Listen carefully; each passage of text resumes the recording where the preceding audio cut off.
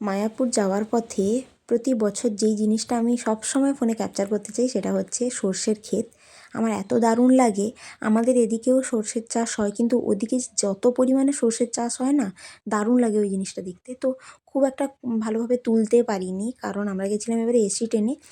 আর ওই কোন রুট দিয়ে গেছিলাম জানি না, আর কৃষ্ণনগর হয়ে গেছিলাম, তো খুব একটা সর্ষের ক্ষেত দেখতেও পেলাম না।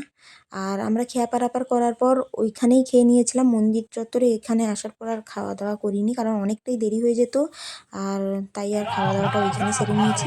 সন্ধেবেলা আমরা তারপরে বেরিয়েছিলাম একটু ঘোরাঘুরি করতে। আর আজকে ছিল শনিবার, শনিবার হাতি পরিক্রমা হয়, কিন্তু এইবারে আর হাতি পরিক্রমাটা দেখা হলো না, ভাগ্যে ছিল না হয়তো। কিন্তু হ্যাঁ, প্রসাদটা পেয়েছি, ওইটুকু ভাগ্যে হয়তো ছিল, প্রসাদটা পেয়েছি।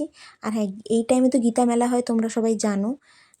আর এরপরে আমরা চলে গেছিলাম বাইরে, বাইরে থেকে খাওয়া দাওয়া নিয়ে এসে একবারে রুমেই খেয়ে নিয়েছি, কারণ কুপন আর পাইনি কোনো ভবনে খাওয়ার জন্য।